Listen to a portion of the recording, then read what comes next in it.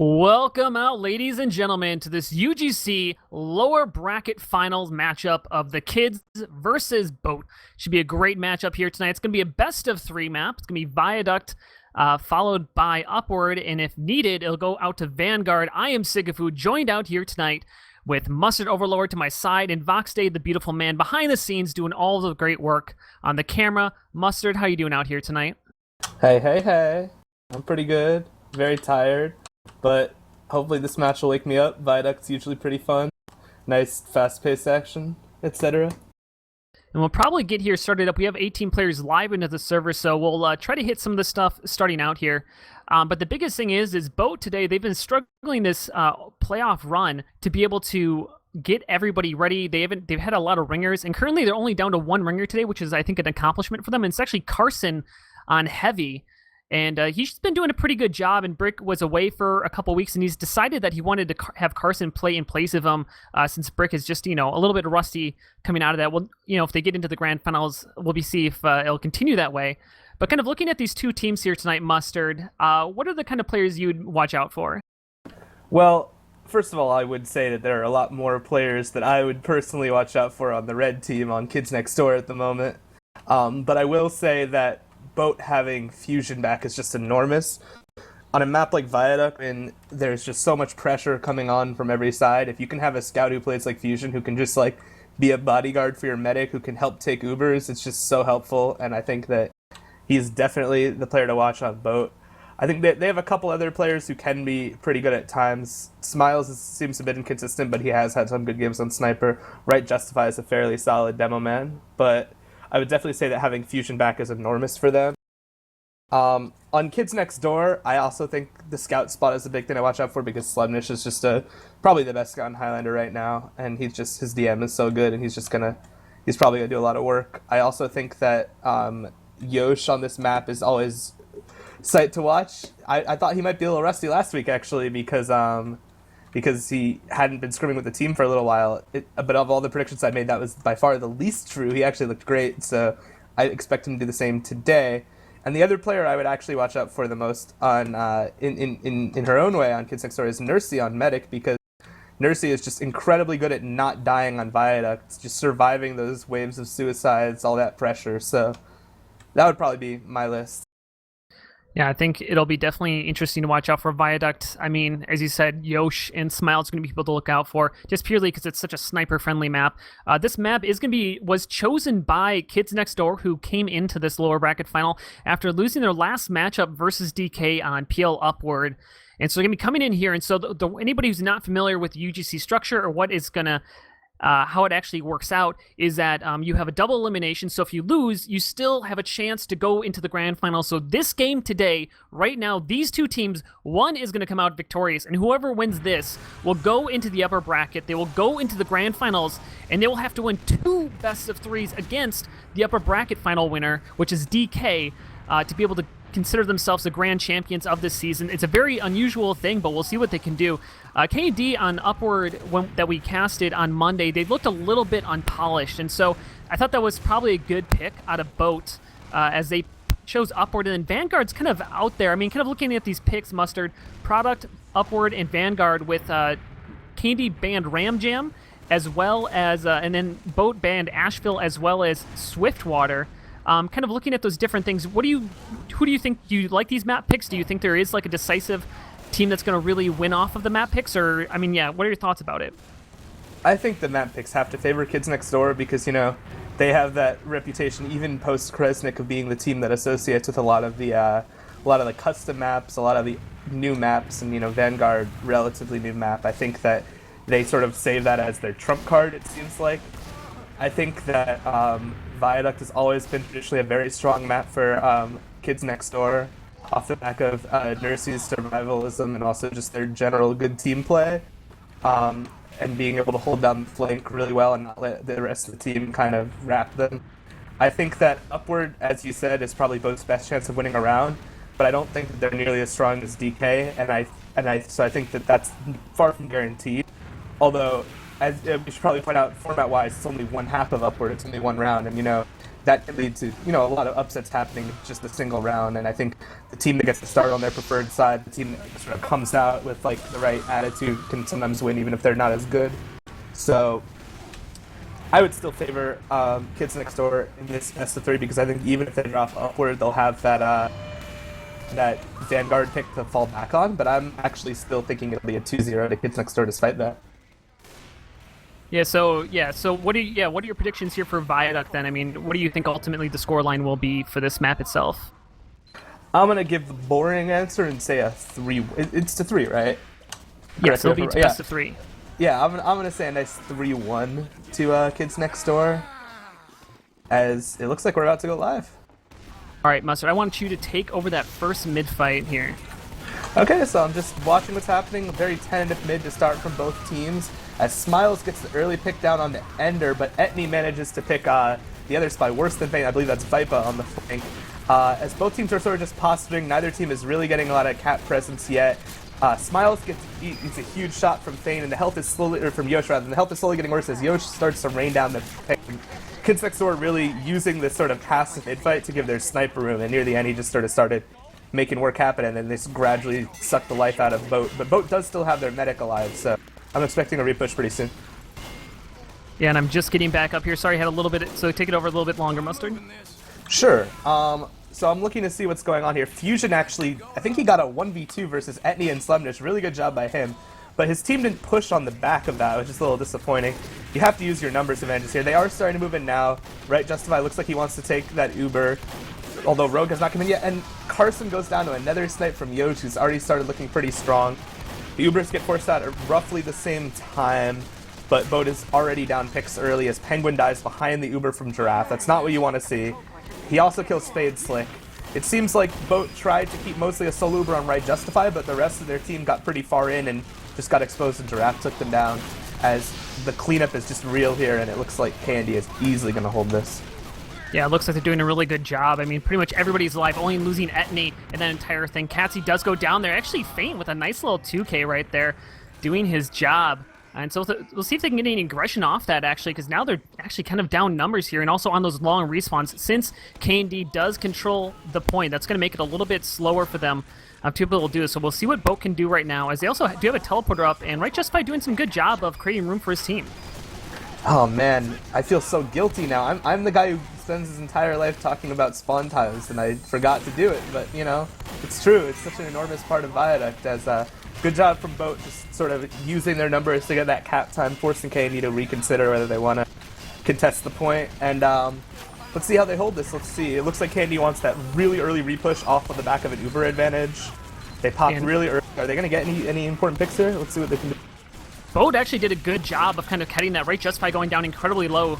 Smiles is down right now for Bote. No snipes are going to be coming out, but Bote actually wants to get back and dry push this. Nursey down to about 100 HP, able to get kind of keep a decent position to keep herself alive, but Vipa's right behind her. Yosh just got rogue. Yosh just got rogue. And Nursey sniffed out Vipa at the same time. So close to each other, yeah. And Slemnish doing work behind the scenes as well. He's going to go down onto right Justify, and right there, Bote just gets cleaned up as K&D just kind of spreading everybody around, and then, I mean, off the pick from onto Rogue. I mean, that really set it all up. I gotta toot my own horn a little bit. I've been really impressed by both Yosh and Slemnish. They've been, Slemnish has been menacing the flank, really cleaning up when Bote is trying to fall back, and Yosh has gotten some really crucial picks. He just sniped Rogue right there, got rid of the Uber advantage, and Nursey's sitting with pretty substantial advantage right now. Let's see if they can manage to force off the K&D Uber, as they do, which is a good job by Bote, but, at this point, the timer, it's going to become an issue. And one of the benefit of that, too, is that Bote did a good job of losing all of their players who suicided in at the same time. Now, they are going to lose Spades here on the flank, but what that's going to allow to do is you're going to have everybody who respawns to come up at the same time to push. But right now, they're just bleeding players in a really odd way. Rogue actually really overcommitted right now. Goes down to half HP, and I wonder if anybody's going to be able to chase him out. Actually, Slemnish behind the scenes. Here comes the soldier over the top, and down goes Rogue, as well as Ray Justify, and just a very strange hold and push there out of Bote with the seconds ticking down. I have no idea what they were doing there. Yeah, as Slemnish showed off some really nice DM, and Etney showed off his brains, following that up really perfectly, but You're right, Sigafu. Aggression when you don't have the point is usually the right idea on Viaduct, but you have to do it as a team. You can't start going back in one by one. It looked like some of their players wanted to maybe stop the point or go back in really early, but other players on their team didn't, and you just, if you feed them one by one, you know, you're not going to be successful, so. As Slemnish, this looks like it could be a better mid from Bote, as Slemnish gets instantly sniped. They need to capitalize on this. Slemnish is such a huge part of what Kids Next Door does. See if they can manage to start the cap. And Penguin actually is in a really good spot right now, directly above Nursey. He can use it. But yeah, those 2 picks off early on, as you said, really opened up for Bote. He's already putting ×2 onto the point. But Rogue went down there, down to Etney. So nice job there by K&D to respond from that aggression from Bote. And Nursey able to hold on to her life despite Penguin being directly above her the whole time. So I guess not being able to fly doesn't give him vision. Really smart play by Feint, focusing the sniper there, knowing that way they have a chance of being able to push him without getting forced too early. Although ultimately they do get forced nice to a really nice bomb by Penguin. But I really like that targeting of the sniper when you have to repush on that hill. You know, those sniper sight lands can be deadly. And still, Rogue has not managed to get an Uber advantage here because he went down right before Nursey popped the Uber. So it's relatively even actually. Let's see how Bote does in a non-Uber push. Yeah, I would love to see them get aggressive, not off Uber here. I think they can do it. I mean, obviously, you have the respawn wave. Now, they don't have Fusion right now. Bote on the blue side, no Scout here, and that's, I think, one of their key classes, as Feint actually does get Nursey down to half HP, but not able to follow it up because Right Justify went down to Draft. So a little bit of kind of miscues there. So, and I mean, oh my God, Rogue cannot stay alive. Down he goes again to Yosh. Smart play by Yosh, you know, just abusing the fact that on this map when you have the point, you can just sit right next to your medic, play heals, not take any risks. It's so hard for the other team to push. You just charge up a full charge shot with that Razorback, which luckily is going to have a test run of being banned next season, which I completely approve of, if I haven't stated my opinion on that yet. But oh, the drop coming in Right Justify with a solo bomb in. Takes down Nursey right there with one sticky underneath of her feet, and I believe it was a pipe on top of it before she could even react. Great job, then. That's going to prompt a push here out of Bote, but yeah, it's looking good. Yeah, and meanwhile, Fusion was completely wreaking havoc, and there was a moment there where every remaining player on Kids Next Door had about single-digit health, so really easy repush by them. And they engineered themselves a 30% Uber advantage. Let's see if Rogue can live long enough for it to come into play. As Etney goes in for a nice bomb, but he's getting destroyed by the Spring Rolls and Carson. And still, I like the way Bote's playing this. They got a lot of cap time, but they're slowly bleeding players, and it looks like they should do, yeah, they're going to go all right here, but Rogue did go down incredibly low, able to grab that sandwich, but that was a really nice job by Bote because they took K&D down to about 4 players and only lost about 1 or 2 in the process, so a really nice hold by them, and K&D's going to come up to 100% here shortly, so we should see push. The question is, where do they want to go? I got the team slightly mixed up there for a second, actually, Sigafu, but what I noticed when I sort of came back into my senses was that Etney had a nice bomb in, but his team really didn't follow it up. I guess they were scared about that Uber coming out, but they didn't even manage to force it because they didn't have enough pressure, so I didn't think K&D played that a little too passively, as they do have a nice Uber trade because in the meantime, Yosh and Feint are just going ham. Feint actually taking out his spy counterpart, and yeah, this is what you have to do when those Uber trades come out on Viaduct, you know, win the battle of the flank of the people not in the Uber, and K&D just did that incredibly decisively. Yeah, I mean, right down. I mean, only about 1 player like forward right now. The rest are going to be on respawn. Spades does get cleaned up there, so that's essentially a wipe, as Fusion is going to get back to the front lines by himself. But K&D looking incredibly strong right now. Despite being down by about 20 seconds, he should easily get back up here, tie it up time-wise. And we'll see what it can do. K&D currently sitting up 1-0 in this best of 3. We're going to be playing on Viaduct, so we see what they can do. But this is... I want to see what Bote can do. They're being really passive right now. This round is a lot closer than the first one, we should point out, because K&D is just going to surpass Bote's time. But yeah, it looks like Bote's a lot more comfortable waiting for their Uber to repush, but I don't necessarily agree with that. I think you're just losing so much unnecessary time, and that it's not any easier to push Uber v Uber than it is non-Uber v non-Uber. I mean, it is against the sniper, but I personally don't think it's worth it, as we see Yosh getting some really crucial picks, just strafing on the rock. But Viper manages to take down Blues. There's actually Giraffe and Blues down for K&D in the meantime, both the pick classes, so Bote should be able to bully their way forward. Yeah, and I think they're going to do just that. Spades getting onto the point. He's not really covering himself to be able to capture that point. They're just getting this free cap time. Uber Dubs ultimately come off from Nursey, who wanted to bring in Katsy here, was going to do just that, enter, suicides his life onto the point, and that was a very questionable pop. I think Nursey wanted to defend that point, but with only a Pyro behind her, I don't know if it was that worthwhile, but ultimately did get Rogue to pop off. and did get out, which is huge. And Yosh just walks right in and domes right Justify. Really nice work from Yosh. He's just completely winning his team these post-Uber fights. Yeah, and they're doing a really good job right now. K&D doing back on this dry push, Ender being forward as well as with Edney, and they clean up so many frags, and it just seems every time K&D wants to walk forward, they're just getting 5 or 6 frags in their favor. They're just doing such a good job against Bote when Bote is holding on to the point. I think Bote's only defended it one time. 25 seconds left in the clock. Penguin coming up over the top. What a beautiful air shot coming out of Penguin. Oh my goodness gracious, and that's going to give the advantage back to Rogue here, as Nursey is going to be on a 10-second respawn. Not to rain on the parade of that incredibly nice shot, but we need to see if it actually ends up making a difference, because Bote can't wait. They can't wait for their numbers to come back up. They have to push now, and they have the medic advantage, but they're actually down a lot of players, as Giraffe and Co are doing a good job of holding this point. Right Justify, though, coming in near the end and getting some incredibly good damage down, killing a lot of players, but Feint smartly targets him, knowing he's the biggest threat. It looks like Bote is just going to retake it, but well, let's see if Giraffe can get out here. Actually, he has a lot of pressure on him from Fusion as he goes down. That late death is going to be a bit rough, but I think Kids Next Door is still going to repush here. They have a long time to do so.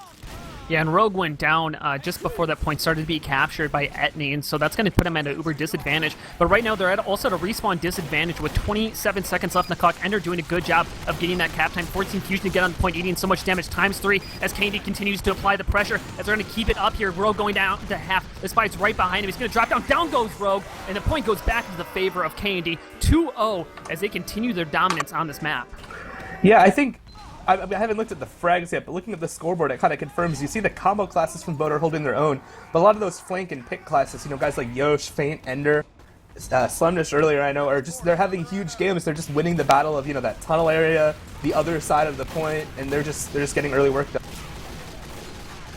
Yeah, and we'll see if they can continue to do that. Penguin went down as the early, tried to make an early bomb across there. I think he needs to maybe space that out a little bit. It's just so many frags going in the favor of K&D. Bote just collapsing at the sides here, and I think they might have to resign themselves and start looking at the next map, because they have just not looked good on Viaduct today. That was a bit of a funny mid. K&D played it so passively, but rather than, you know, Bote just recognizing that and walking forward as a team, getting some time on the cap, they just sort of suicided in 1v1 and played completely into K&D's hand. K&D was all the way back, but didn't make a difference. Bote bled 1 by 1, and now they're looking at another replay.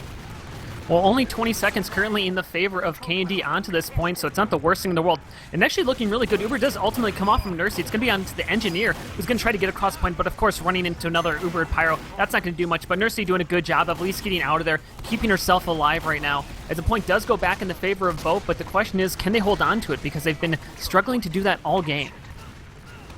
Yeah, they're starting to bleed a couple of players on the flank against Spring Rolls and Fusion going down. I've been really impressed by Ender in this game, actually. He's gotten a ton of work done on the flank with the mini-sentry shotgun combo, but yeah, it looks like K&D is going to be able to take this back relatively quickly. Yeah, and Feint took down Rogue right there.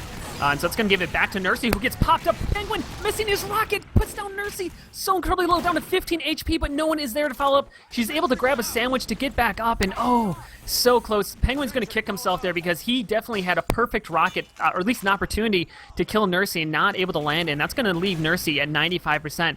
And as they continue to hold on to this point and continue to stretch their lead. I'm going to get the cam on Penguin because he's been by far the most successful player on Bote at managing to force out Nursey, as Vipa, the spy, has been being sniffed out. Nursey has incredibly good spy awareness. That hasn't happened yet. But looks like Bote is sort of re-pushing a little bit, as Vipa actually takes down Yosh, so that should give them some room to maybe suicide in, get an early Uber force out. Looks like they're able to do so just with spam, which is like pretty convenient if you can get your medic out. But Rogue is down to 20 HP. Is he managing to get out of this fight? Yeah, he was able to get back to spawn as they're continuing to press their self across the point. Blues takes down Carson right there. So no heavy for the Bote side, as they want to get aggressive through this lower valley side, but opt to back up as they just run into the force, the medic, the combo of K&D. And so they're going to have just kind of slow themselves down and figure out a different way they want to push this. But the biggest thing there, Rogue didn't die, and that's going to give them about a 30% advantage, and they definitely can use that. Maybe they can even catch Nursey out of position, but Nursey's playing very safe right now. Yeah, and let's see if Rogue gets forced incredibly early, so they have to, if not get Nursey, at least get a lot of picks, make it hard for K&D to immediately re-push, but they're not able to do so. You know, K&D playing that incredibly smart, being just super, super far back. They have that full Uber advantage again, and they already have a minute on the clock, so they're allowed to play this conservatively with that time advantage. The biggest thing Bote needs to do right now is they can't suicide players. They can't lose players in the flank. That's what they've been doing all game when holding on to this point, and we'll see if they can do a little bit better. As nice pipes and stickies coming out of Giraffe there. As Uber's ultimately going to pop on Slemnish as well as a demo. Slemnish going to cross the point, at least bullying out Bote. They lost a couple players there, but most importantly, they didn't lose Rogue, and so they'll be able to push back onto this, but they need to hold this point. With they're down a minute, you don't have a lot of time to give up the point for free. Yeah, and they're so far back. This is just the long trek to get near. Although we do see Ender and Feint go down, maybe slightly overextending. Sorry, I thought that was a pause, but I think I might have just been a bit of relay lag as Rogue is coming back in with that full Uber advantage. But again, is he going to be able to actually achieve anything with this Uber? They do have their scout in on their super as well, but I mean, they do manage to take down Blues, which is not like the worst pick in the world, but it's all they got. And Nursey knows that she can just play this incredibly safe. They don't have to take any risks at all with that full minute-and-a-half advantage on time. Yeah, I mean, they have as many pushes as they want, essentially. At least the way they've been playing, they've been able to retake it on the first push, and right now they're sitting at about a 70% advantage, and they'll probably use it. The biggest thing is, are they going to be able to get the point across from him? They're going to try doing just that. Here comes the Devilman as well as the Scout. Same Uber as last time. Carson's going to get pushed off here. He's actually able to keep his life. They did lose a couple players here, but nothing too important. Just the Engineer Spy and the Pyro a little bit. And actually, Bote coming back in here to recontest post-Uber. They're trying to put down damage, but right Justify alone, he gets easily cleaned up there. Slimenish behind the enemy lines actually helps clean up Carson. Going to be pushing him back, and only 3 players alive here. And actually, they're in trouble. Rogue's going to be trying to run away for his spawn, but no, Etney coming in there, cleaning him up as he's running out. And with 15 seconds left on the clock, this is looking like the first map to KMD. KMD just doing a really good job being able to flip the switch in an instant, go from holding incredibly passive, baiting Bote in to just extreme aggression. Really nice syncing up from Etney and Slumnish as, yeah, it looks like it'll be it. My charitable 3-1 not ending up coming in, into fruition, and one of these teams is looking like a low plat team, and it's not the Kids Next Door Sigafil, I'll tell you that. I'm assuming you got some flack over that comment from the last stream, but I mean, Bote, I mean, obviously they didn't look great here, but I mean, K&D, this is one of their best maps. I mean, the Kids, this is what they've always been known for. I mean, even back when they weren't necessarily the best team in Plat, they were always just such a good team when it came to Viaduct, and they show it here today. I mean, even in that last push, I mean, Bote actually, they did the right thing, right? So K&D pushed across the point with Uber.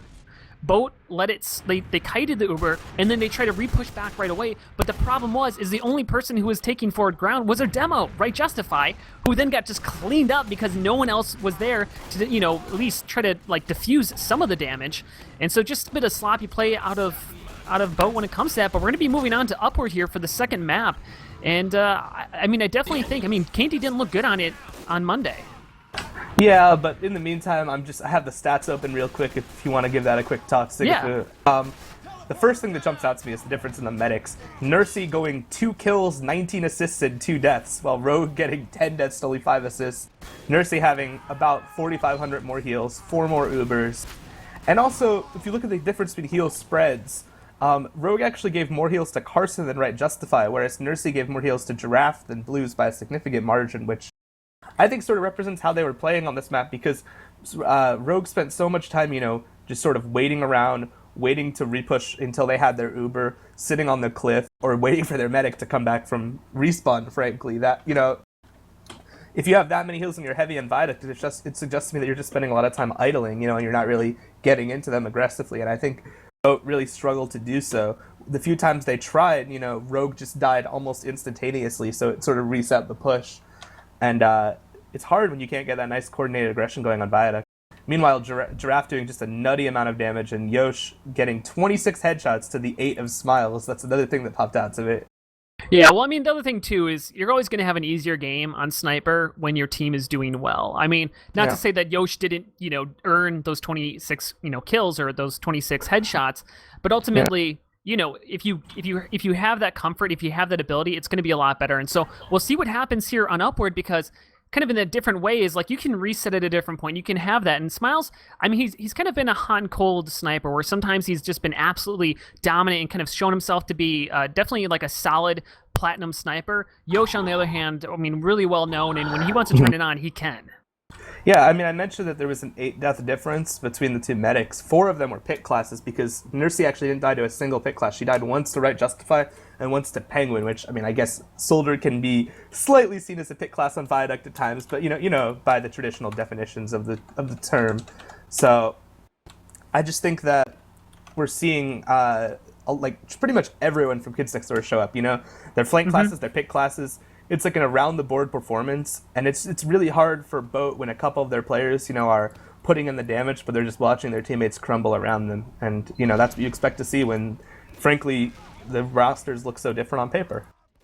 Well, and I think it's one of those things too, where it's like once you start to lose, especially on like a Koth map or on a CP map, it can really be hard to turn the tides. It can be really hard to get your team to like bolster up, because the problem is the worse and worse the further you go down, the tends to people get more sloppy because the mistakes you're making just become more amplified, because everybody thinks that they need to go make a play. Everyone's trying to step up to the plate. But when that happens, you stop playing as a team. You start going in one by one. Bo was kind of doing that from the first point onward, but I don't know. It'll be interesting, I guess. I'm kind of looking at stats. There's nothing really that jumps out at me, but I mean, definitely, as you said, the death difference between Nursey and Rogue, very big. But it'll be interesting coming into Upward. I don't think it'll be that much. I mean, Nursey actually, when she was playing against Skis on Upward Monday, she actually ended up playing worse than Skis, and actually kind of had a troubling game. And so I'm kind of interested to see. I mean, she's currently on fire right now. I mean, she played beautifully on Viaduct, but the question is can she continue on Upward? I think the KND, their team as a whole, kind of was night and day. Not just in terms of looking at the final score and saying, oh, they did better this game, but in terms of play style, I felt like what really went wrong for them on Upward was while the Uber trades were going on, you would see like Slemnish, Etney, Ender, just their flank players just get mulched, whether they weren't getting enough heals or whether they weren't taking it upon themselves to play with the rest of their team as much. They just seemed so spread out, and it was just so easy for DK to bully them on the non-combo side of the map. But it was exactly the opposite on Viaduct. Candy really seemed in sync. It seemed like players like Slemnish and Etney, were timing their aggression perfectly. They were mostly going in to clean up after their combo had already done a lot of damage and just to chase down those lit players by the cliff. They didn't die in stupid situations where they couldn't afford to. It was like night and day. And so, independent of map, I really honestly just want to see which version of Kids Next Door shows up in this Upward game. And it'll be interesting now, too, because we're only going to be playing... So for anybody who's not familiar, just coming into the cast, this is the lower bracket finals of UGC Platinum Division. And so the way that it works is currently, whoever loses this game is going to get the third place medal. They're already guaranteed that one of these teams is going to walk away the third place for UGC Platinum. Whoever wins this game will be going on to the upper bracket to play in the grand finals in a best-of-3 versus DK. And so currently we're also in a best-of-3 matchup. So first we just got done with Viaduct. We're going to be playing on PL Upward. But when it comes to UGC, the way that it works is you play one half of each map. And so we're going to be playing one half of Upward. So that means one attack, one defense. So that's going to actually put a lot of pressure on, because it's going to have Bote starting out here on offense. And so if they put up a good time, I mean, that pretty much can solidify it. It's not going to give K&D a chance, but in that same vein, if Bote puts up a bad time, it almost spells disaster. I mean, if you're playing against like a 15-minute, 13-minute time that you set on offense, I mean, it really is hard to play against. And that's kind of the tough part about only playing one map. I mean, you've been in this situation before playing on, best of threes. I don't know. How do you feel about only playing one half when it comes to payload? Does your mentality change at all? Yeah, well, I don't want to universalize my own opinion, but I've always preferred to start on the red side overall, because I feel like there's a psychological edge to seeing the amount of time you have left and knowing how much you have to beat.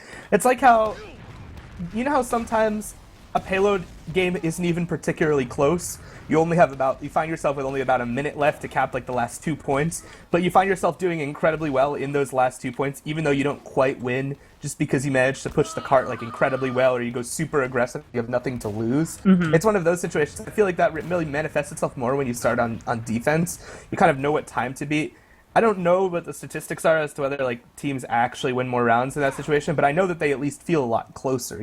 There are way fewer rounds where that team loses by a lot when they see the time ahead of them. So I would typically prefer to be on red if it were up to me to start. That being said, the bigger thing in the one map is just avoiding catastrophic mistakes and understanding that you might mess up once and lose a point that you shouldn't have, but you have to refocus and not let that mistake sort of snowball. You have to know when you have to just give up ground, fall back. Or if you're the offense team, you have to know when, like, you fail a push, that's fine, reset, use your spawn advantage, see if they're overextending anywhere, and just get back into it. It gets even more, mentally stressful in some ways when it's only one round. Well, I mean, that just is, like, that this is it. This is all I have to do. But I mean, in some way, but compared to like a 5 CP or a Koth map, it's not just like, oh, I have to go capture the point. It's like there might be another like 2 points you have to go through on upward, and you already know that you're a little bit behind the 8-ball. So to know that you have to kind of catch up with that can be a little bit stressful. I believe we're going to get readied up here pretty shortly. Yes, here's the countdown.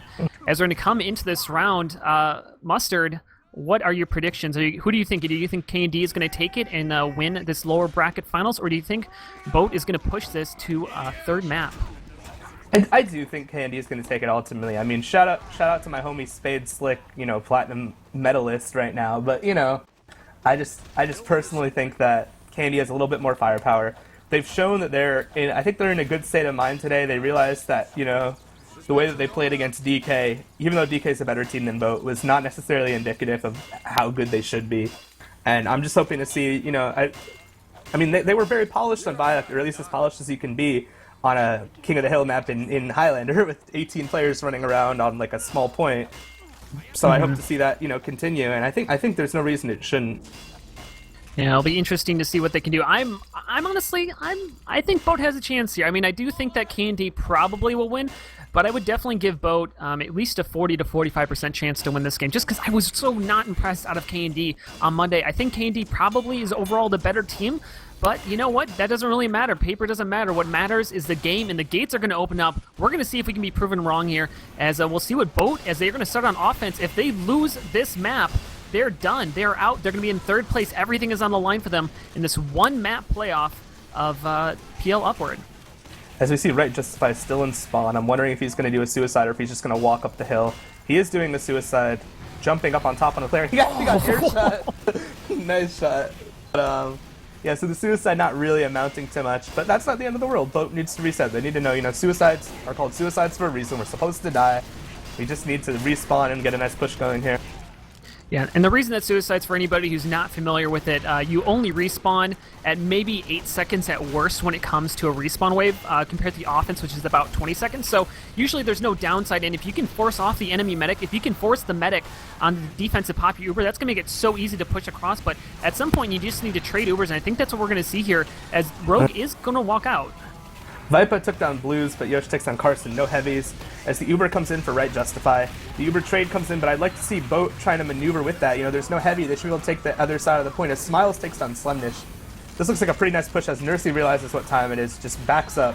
And it looks like this is going to be a first point as Nursey actually crossbows down Fusion on the retreat. But good play by Bote. Solid push. I really don't agree with what Blues just did, to be honest, just taking the teleporter back in when it was too late. But yeah, it was a little bit of an odd. I mean, honestly, I do think that K&D might have had a chance there to hold on to that point. Etney was in just a really nice spot. But right now, this level 1 Sentry Gun is doing a good job of denying this aggression out of Bote. They want to get... Oh, but Nursey goes down! A body shot from Smiles, and that's going to open this up right now. Draft is the furthest one forward. He was trying to get out that damage, but Rogue is still alive, holding on to that 70%, and K&D, they understand. They pretty much lost this point. The cart is pretty far back, so they might have a chance to re-push back onto this. Or at least force Rogue. That's what they really need to be able to do here, so they don't just lose every point in a row.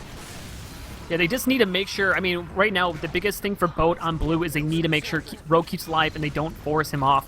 As Yosh is looking down this hard sight line onto the cart path, but looks like the kids are already backing up the third. They're not even going to try to contest second. They're backing up to third, but they still have that Uber disadvantage. That's why I mentioned the forcing of Rogue. I mean, I knew second was pretty strong. As Fate does take down Right Justify, if they can't get Rogue, the next best thing is to get enough picks to stall out that Uber, either make it useless or make Rogue wait until Nursey already has her Uber, which is very possible. I mean, the cart's still pretty far away. I wouldn't say by any means that Candy's out of holding this third point, and this is the first point where you can really get one of those super long holds going, so let's see if Candy can mentally reset after the pretty disastrous first 2 points. Yeah, we'll see what they can do. They lost Penguin, but here comes the Uber charge out right now. It's Right Justify as well. Fusion, so much frags coming out in the favor, but look at this. Only 2 people alive on the defense, and just what a play there out of Bote. Fusion taking down Nursey, and just carnage coming out of Bote as they're looking incredibly strong and want to continue to push this. That was an awesome Uber from Fusion and Right Justified. That's why, in reference to yesterday, why you need to take some, or not yesterday, but Monday, why you need to take a Scout or a Soldier or something in your Uber advantage Uber. No solo Ubers on a demo man who can't chase down by himself, but yeah, incredible push, and frankly, I don't know what K&D was doing caught out that close, you know? They were playing the hold as if they didn't have Uber disadvantage, playing by that dispenser in the house, and it was just not possible. As it seems like they're completely on tilt. I don't know if they're trying to lose this on purpose to get to Vanguard or what, but this is not a good play by Kids Next Door. Right, 3 minutes and 30 seconds through 3 points on this map is insanely fast. I mean, they're going to be setting, they potentially could set like a 4 minute and 30-second time, which I don't even know the last time I saw. Rogue is actually in a really bad spot right now, going down to half HP. He's going to get spammed out 100% right now as Right Justified Rogue ultimately pops to make sure he keeps himself alive. Down goes his sentry gun as they're continuing to push up this cart, but it's still not even the final point. Rogue is going to be jumping back as Edney's going to go by the cart side. We'll see what Bote can do. Is 100% coming up onto Nursey and looks like they want to push back out onto the cart here. Giraffe is going to be leading the charge as well as Slamish. Ultimately, Uber does come out here. Ender as well, getting the engineering disc. I love this. They are going to defend this cart, but Rogue is able to keep his life, and that's the most important thing right now. Oh, what are they doing? Their Uber's over and they walk back into Right Justify, who just mulches every single important player on the red team. Nursey barely escapes with that 60 HP, but that was a really nice play by Right Justify. And if I were, I mean, I don't know if Rogue's going to get caught out here, but if I were Bote, I would definitely try to keep this momentum going, keep going on my respawn wave. Yeah, I would make sure that I retake that upper ground. I think that's one of the most important things. Now, upward is a little bit of a weird map where I think a lot of teams try to push it too aggressively, too quickly, and they don't try to sustain ground. And I think that's kind of what we saw there, where Bote kind of just got spread out, and they just, I don't know, they didn't really hold it too well up. Though, as you said, Right Justified did a great job of kind of mulching the K&D players as they came in. But actually, Nursey and Giraffe, they're going underneath. But Right Justified with the Uber over the top, they completely went over top of each other. The Sentry Gun's going to try to be focused, but still being kept alive with a nice little save going on there by Ender. Finally does go down as Giraffe comes back up to try to meet them as they ultimately got that call down. Nursey with 95%. Spring Roll's running in there. Nursey almost got pushed into the pit. Ultimately, Fate just backstab Bote, Rogue, and Right Justify at that exact same moment. Really nice chain stab by Fate. As let's hope Bote doesn't crumble under this pressure. You know, they still have a really good time. There's no need to force it. Yeah, I mean, if you were Bote right now, I mean, Vipa's going to be resetting the card here. That's important. Actually, he's actually, by the way, nobody's on the card. He's going to go. The Pyro's going to jump down to defend this. Nice job there. But if you were Bote, I mean, Nursey was able to come back. Look at Spring Rolls right now. He's in a good spot. Got a headshot there. Oh, my gosh. I think Yosh just saved Nursey's life by doing that. And but they're in a little bit of a strange spot. Nursey up at 100%. Probably is going to get forced off here. So sorry about that. I seem to have dropped from Mumble. Well, welcome back. Continue Sigatu after restart my game. Yeah, no worries. As Vipa's going to decloak on the cart, keeping it forward. Just always want to give props to people who focus the objective. I think that is always underutilized in the Highlander setting, making sure it keeps forward, because that means on the next push, all you need to do. Now, Ender has switched off to mini sentries off of the level 3s. That's not the wrong decision. Probably was just struggling to keep the level 3s alive. It also does put another body onto the field, but right now, Nursey's still holding on to the 100%, still hasn't had to pop it yet. And this is making them look really, really good. And I mean, when you can get your team, when you can get the defensive team into that upper area, it makes this point so much harder to push because they were on such a roll, Bote was, and now they're just struggling on this final point. Yeah, and huge shouts to Feint and Yosh. Those two in particular really saved the day, I think, for K&D. They just, Yosh continually won the sniper v sniper battle to keep Bote scared of pushing down the cart path. Feint got behind and got some crucial picks, mostly on the heavy, but he also had that really nice demo medic chain stab. Those two in particular, I think, have been playing really well so far. And Penguin actually jumped up there and got the force onto Nursey. Just beautiful 2 rockets. And Right Justify is going to come up here with the overcharge. Has him sticky underneath his feet. Have to be careful as Cassie's trying to push into him. Cassie is actually going to be able to get the better of that exchange against Fusion, and that's going to be really good. There's only 4 players alive. Rogue goes down here, and only 2 players with a couple respawns as KT. But no! Viper behind the scenes! Nice. He got the cart! Holy crap! I was right about to launch into a tirade about how Bote was crumbling mentally, and, you know, Vipa might have just won that for Bote. I mean, just by himself right there. Great use of getting back on the cart. That's all he was doing over and over again, and it finally pays dividends. Great job out of the Spy right there, using the distractions for the objective, not just for kills. Hey, I'm taking a quick little glance at the stats so far. I know it's only half of the game so far, and a lot of players on K&D are still doing fairly well. Feint and Yosh, as I mentioned, are having incredibly good games. One player who I sort of want to call out because he's been having a rough couple of games on Upward from what I've noticed is Blues on Heavy. I don't know if it's his inexperience on the class showing, but he was playing very far away from heals, which can work at times, but then he's getting picked off a lot of the time on defense, and I think you need to sort of strike a balance. I don't know if he needs more heals or if he needs to, just stay alive a little bit more, but if he's holding down like a really important area like wood on third, he needs to avoid getting picked that quickly, and that's a player I'd like to see step up. But anyway, it looks like we're back live in this round. Let's see how K&D approaches their offense. Yeah, one of the interesting stat lines, too, is only 6 assists for Nursey and only 4 assists for Rogue on Medic. So kind of curious that both of those are so incredibly low, given that there's over 100 frags that happened in that first round, or very close to 100 frags. Only 10 of them were assisted by Medics, but we'll see if we can do any better here, as it's going to be the kids sitting on the blue side boat being switched over to the red. This is it, guys, right now. If K&D, if the kids beat this time, they're going to be going to the grand finals. If they lose this, we're going to be going to a third map of Vanguard, which was chosen by the kids. Currently, only the pick classes are going down, but here we go. Giraffe and Ender are going to come in here, and they're going to get pushed back and get nothing for it, but a nice try to Suicide Wave there. Yeah, not a huge bunch accomplished there, but as we've said, it's not the end of the world. We saw Bote Suicide do relatively little as well, but then they immediately won it on the first push, so not necessarily a predictor of how well the first push from the attacking team is going to go. So let's see how Candy's going to do this. It looks like Blues is going to get caught out before the Ubers come in. Not a huge fan of that, but let's see how effective the Uber itself is as we see Giraffe starting to walk forward on the cart. Yeah, Spades is coming down here with the Sentry Gun really late. I don't know if that's going to work out for them, as it looks like we're going to see Uber exchange. Nursey wants to pop on Giraffe. It might get forced off here. No, Nursey, wow, she is baiting this. She's milking this damage. Finally, it does get popped off. Nursey has a stick interview, just barely pops the Uber off in time, but this is going to prompt a push, back up out of Boat, as they're just going to give this up probably wisely. So Penguin has got to be careful not to die there. Gets at least an arrow to be able to sustain his life, but not a bad first hold, all things given, as they drained about a minute off the clock there. What really matters here is whether they can reset on the second point or at least not get catastrophically wiped. You saw Giraffe wanted to keep pushing there, but he knew that he didn't have enough players with him. But Slendish and Yosh actually taking out Right Justify, who wouldn't have been too far forward if it weren't for the fully charged body shot that left him an easy pick. And yeah, really nice work by Kids Next Door, clearing off Penguin, who is hiding in the cart. They have continual ×3 on that cart. They're locking down this corner, and they should get a very fast time on second. So this is still very doable for both teams.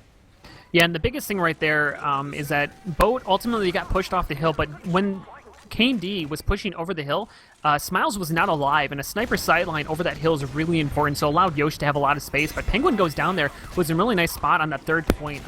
I would say Demoman and Soldiers are probably the most important classes on this third point, just because the angles that they can take to be able to not deny that cart, stop that objective, because the third point is the hardest point to push on this map altogether because of the 3 ramps, but a lot of kind of fighting back and forth. Draft does go down there, as Uber ultimately gets forced off on Nursey.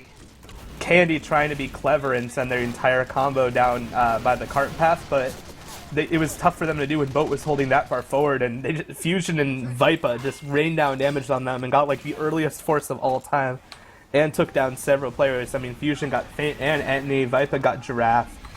So Boat's still doing a bit of a forward hold here. Yeah, and that's what you need to do on this map, but Penguin goes down again, so look at this card. It's going to be pushed for free by the Engineer and Heavy. Nobody's even putting damage down onto it. Right Justify, not even at the front lines as he is down. The 2 explosive classes who can defend this card are currently down for another 8 seconds, so you got to make sure you keep the people alive. Giraffe does go down there. Rogue is still holding onto that Uber. Do they want to defend this second hill? No, they're just going to give that up for free as well, and I don't know if I agree with how much they're giving up the objective for free. Yeah, luckily some of their players did a good job of blocking the cart, and they are coming back in now. Although the cart did get pushed up extremely far, but it's still not quite there yet. But Yosh has free red, and he's just getting some really nice shots in. Finally does go down to Vipa, who's going to try to stave them off. Nursey goes down to half HP and Fusion gets the force. Yeah. Fusion literally just ran in by himself and got that force. He finally goes down behind, but really smart play by Fusion there. Yeah, great job out of Boat getting that's 2 forces now out of the kids, but Penguin does go down there for his life. We're going to probably see a pop out of Rogue here. No, the kids decided to back off. The level 3 Sentry Gun is still alive, so nice job there out of Spades to make sure that he's keeping that alive as Carson peeks the corner. They're putting the scout onto the cart, who's kind of being uncontested right now. Look at Rice Justify. He is so scared. He does not want to peek any sightlines as Uber ultimately does come off. Draft's going to jump away as the objective is going to start to roll back down the hill, but they're not going to get anything with this. But because they waited so long to pop the Uber, that actually, Right Justify goes down to a headshot, and actually Nursey's sitting at about a 70% advantage because of how long Boat took to pop the Uber off. Yeah, and with how long the defensive spawns are, Nurse's going to get this Uber before Right Justify respawns, which means they might even be able to milk a little bit, depending on how effective Smiles is. They're also winning some individual battles on the cart. Nurse's actually healing up her flank classes there, doing some good damage. And looks like they're trying to use this medic on the cart strat to actually take it for free and not have to use Uber. Rogue will probably still get it by the time the last push really comes in, but interesting play nonetheless. Yeah, ultimately, I think Bote, I think that was maybe potentially caused by Yosh. They were just scared to peek that sideline, but in Penguin, maybe he was just suiciding his life too much. It's hard to say. I didn't get to see all of the battles that he ultimately chose, but I really think they could have done a much better hold in that third point. The push out of the kids was not really convincing, but it was that Bote was giving up so much ground for free. The kids were like, hey, why not take it for free? Ultimately, the Uber does get forced out here by Right Justify. I'm not sure why he called it. Actually, both teams are going to do it, but it's going to come out a little bit favor of the kids right now as they're going to just come back up. But, ooh, the frags seem to go, oh, what'd you see? Yeah, while that Uber change was going on the front stairs, there was a fight on the spiral staircase that Bote convincingly won. And, K&D only has 1 minute and 30 seconds left. This is far from guaranteed a win for them, And Bote still has full control up top. They still have that full sentry. Honestly, for Bote to lose this, I think it would take a little bit of a throw on their part. So let's see how that happens. Yeah, and Rogue currently went down to incredibly low right now, actually 50 HP, grabs a sandwich to get back up to full health, or very close to. About even Uber is for both medics, but yeah, as you said, 1 minute and 13 seconds left in the clock, and as good as that third point came out in the favor of the kids, they are not looking strong right now coming on to this third point. I mean, having to go through Uber charge in the upper area as well as a level 3 sentry gun, that's definitely going to make them struggle, and they still can't even get free cap time. Yeah, really nice work by Carson there, just taking that angle. That was kind of cute by him. As Slem's just trying to come in, they're trying to come in on the cart path, but they're going to have to deal with a full Uber still above them. If Rogue pops off in time, and yeah, he does, they're not dropping any players yet, is Bote, other than their spy, who actually that was a dead ringer. So I don't know yet how Candy cracks this. Yeah, and I actually like that Bote popped their Uber, even though it ultimately was basically a force onto Rogue. Oh no, he stepped on top of the sticky. Down he goes. Carson is going to go down incredibly low. Actually dies with fall damage. Penguin, as well as Right Justify and Fusion, clean up there. What looked to be a great push out of the kids somehow gets staved off by some great play out of Bote. But only 3 players alive. This is going down to the margins. Right Justify coming in with a heroic defense on the cart. Has he bought enough time? The rest of his team is coming in, but so are the kids. That mini sentry though. Yeah, they need everything. 9 seconds left in the clock. 4 seconds. Here comes the soldier. Huge kills coming in. Down they go. The kids are going to be defended off as Bote is going to take this into a third map. Wow. I think Penguin got about 7 kills in the last 30 seconds of that map. I think that was like 1 rocket, and it was 3 kills, I believe, including the medic. If I'm looking at the stat sheet right. That is insane. The amount of Gibbs right there, I don't even know if the camera could see through it. But wow, I did not think that Bote was going to be able to defend that when they were down to 2 people alive with Candy with 15 seconds left, and somehow great play out of Fusion or Right Justify stepping up there as we can rotate over here to the logs as we get ready for the third map in this best of 3. Yeah, and I guess it's not surprising given what happened sort of near the end there, but Penguin outplaying Etney that half is one of the biggest mismatches that see on the logs. On the side of Kids Next Door, Yosh is still consistently playing better than Smiles, but other than that, there's a lot of negative. You see Etney struggling compared to Penguin. You see Carson actually significantly outplaying Blues, and I don't know. It seems like K&D is still struggling with ending up in these situations where Nursey and Giraffe are completely alone and their Ubers aren't effective, or they lose too many people on the flank, and it's just a domino effect. I guess with Kresnik missing, and Jared as well with his calling, there seems to be a lack of cohesion in the Kids Next Door combo or something. Well, I think that's just it. I think Bote kind of struggled when it came to the Koth map and being able to push together. I think that's where they struggled. But when it comes to payload, I think it's so much more intuitive of like, here's the objective, here's what you need to play around. And it seems Bote just has kind of a better concept of it. I'm not a big fan of their defense. I think Bote is too passive on their defensive, particularly on the second and third point. I thought they gave up way too much ground for free. I think they could have tried to fight over top the hill, but maybe it was just nerves and they just wanted to play completely safe. But yeah, I mean, jumping out here, again, I think the thing that really is stark to me is that Nursey and Rogue combined for 22 assists in a game which had almost 200 frags. I mean, still only 10%, which I feel like is really low for where it should be. I'd have to, I mean, maybe I'm crazy here, but I feel like it should be something higher than that. I don't know. But that just kind of talks about the medics maybe not be the furthest forward. Maybe they're playing just a little bit safe and trying to play maybe a little bit scared. But we're going to be coming into Vanguard, which is going to be a 30-minute map, best of 4. So I think we're going to see a little bit more aggression. But I mean, what are the other kind of stat lines you're seeing here, Mustard, in these logs that kind of spoke to you, that kind of tell the story of Upward? Well, again, I mentioned Carson versus Blues. Carson got 17 kills to Blues' 7, 8 deaths to Blues' 14, and 5,000 damage to Blues' 2,800. He also took less damage. It seemed like Blues was getting focused down very easily. I feel like the spy killed him a lot. I'd have to... It actually wasn't a ridiculous amount of times, but I don't know. It just felt like Blues was getting picked off a lot in the beginning of pushes, and you know, obviously we can throw in some Pudis memes or talk about Heavy as sort of a joke class, but you know, it really can be important, especially on those payload defenses when he's like completely holding down like a side choke or something, and your team isn't able to get in. I mean, you saw Carson when he was holding down the other side of up top, and it was so hard for Kids Next Door to push, you know, and yeah, ultimately, I think Kids Next Door are just assuming that they can win with DM so much so that they sort of hope that the 2 or 3 players around Nursey can sort of win enough fights that the rest of their team is sort of irrelevant, and that's just really not going to work at this level. So, I don't know. Bote played well. I'm comfortable upgrading them to a mid-plat team, Sigfu. We'll see if they can be high-plat by the end of the night. We'll see what they can do. I mean, high-plat, obviously, Bote, if they win this, or K&D wins this, whoever wins this map right here is going to be going into the grand finals and have a chance to be crowned the Season 19 champions. And, I mean, going up against DK, I mean, as I said, DK, they looked about as good as K&D on Upward. I mean, DK, they won it 2-0, but it wasn't as convincing as you want it to be, but DK definitely not a team to be underwhelmed. But as we're coming in here, I mean, kind of looking at the stat lines myself, I mean, I think the thing that is really impressive to me, besides Smiles and besides the heavy play, pretty much every other class is very close to each other. I guess the biggest thing is Feint, I guess, did double frag over top of, he's aliased in here, and I don't, Vipa, there you go. He got me going there. And maybe that, and I feel like Vipa's been struggling a little bit today. Maybe he just didn't have the, I don't think he's that it's a bad spy, but maybe just kind of lacking the coordination with his team to make sure he's going in at the right times. Or it could just be the kids are doing just such a good job of spy checking. I mean, spy plays is so variable, it's hard to really kind of judge them over just one game on it. Well, I will say that, you know, it's such a luxury when your team has a good spy-checking medic, and I think Nursey is by far the best spy-checking medic in Highlander. So, because if your medic can manage that, and your demo and your heavy and whatever don't have to as much, that's just so helpful. No, that's really true. I mean, she is basically the opposite of Harblue, is what you're saying. Exactly. Anytime I can get a Harblue spy joke in, I gotta do it. As it looks like they're gonna be readied up here going pretty soon. Predictions coming in here, Mustard. Who do you think, what's the score line do you think is gonna be coming to Vanguard here? Well, I've never played this map before, nor have I really spectated it, and flying through, my first reaction is, what is this abomination?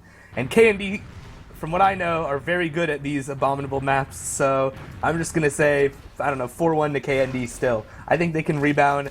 I think they can play well on this disgusting-looking geometric... I don't even know what to call this. I'm going to send your comments into Valve just for you. I'm going to send them a live clip of that. But so, this horrible... What do you think the scoreline is going to be? What's the ultimate score? I'm thinking 4-1. 4-1 in the favor of the kids? Yeah, I'm thinking they can rebound. I'm thinking they'll held themselves. I mean, I have to think Kids Next Door, being as relatively veteran a team, can say, you know, that was an aberration. One round on a payload map, anything can happen. We struggled at the beginning, you know, we got unlucky, whatever they need to tell themselves to sleep better at night, and they can just, you know, refocus on this map. I'm going to actually go against you here. I think my prediction is going to be that the first round is going to last about 12 minutes, and no other round will be close to that time. And I'm going to go with... This is going to be close. I'm going to say 3-2 in the favor of the kids. But I could see... I'm going to say it's going to be 3-2 scoreline. But I'm going to say the kids, but I honestly could see it the Bote. Now, the reason I say that is that Fusion and...